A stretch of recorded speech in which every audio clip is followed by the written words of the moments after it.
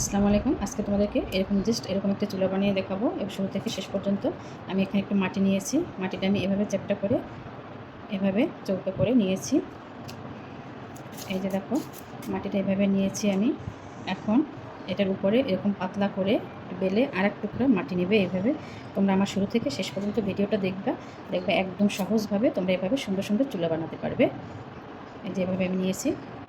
এটার সামনে এভাবে আলাদা মাটি লাগিয়ে দিবে, যাতে তোমাদের এটা চুলার যে মুখাটা ওটা তৈরি করার জন্য একটু খেয়াল করে দেখবে। একদম সহজ চুলা বানানো। এখন তোমাদের করতে হবে, এখানে আমি এটা কিন্তু একটা বেলনি নিয়েছি, এটা দিয়ে তোমরা এখানে ছোট্ট একটি এভাবে গর্ত করে নেবে, আর এখানে একটি ছোট্ট করে গর্ত করে নেবে।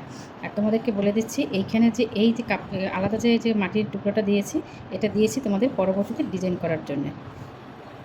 এখন এখানে একটু পানি দিয়ে সুন্দর করে আমি আলাদা তোমরা এভাবে লেচি করে নেবে। এই যে দেখো আমি কিভাবে নিয়েছি, জাস্ট এভাবে তোমরাও নেবে, নিয়ে এভাবে গোল করে সুন্দর করে এভাবে বসিয়ে দিবে চুলার মাঝখানে।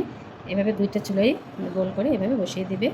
এখন এভাবে সুন্দর করে বসিয়ে দিয়ে তার উপরে ছোট ছোট করে আমি এই টুকরাগুলোর আবার আলাদা এরকম ছোট ছোট করে লেচি নিয়েছি, সেটা এভাবে বসিয়ে দিবে। এটা জাস্ট 3টা চুলার যে বলে ঝিক বলে সেইটা, এটা সুন্দর করে এভাবে বসিয়ে দেবে। এখন হাতের সাহায্যে এই যে আমি এভাবে রেখে আমি 2 দিনের বা 1 দিনের জন্য একটু রেস্টে রেখে দেবো। এরপরে আমি এটাকে আবার ডিজাইন করে কেটে নেব।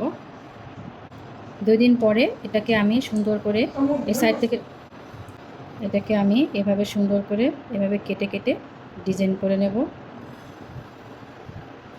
যত সুন্দর করে ডিজাইন করবো ততই দেখতে এটা ভালো লাগবে। 2 দিন পরে তারপর আমি এটাকে এভাবে ডিজাইন করে সুন্দর করে কেটে নিয়েছি। দেখো ডিজাইনটা জাস্ট এভাবে এটা দিয়ে এভাবে সুন্দর করে কেটে নিয়েছি। এখন আমার দেখো কত সুন্দর একটা চুলা হয়ে গেছে।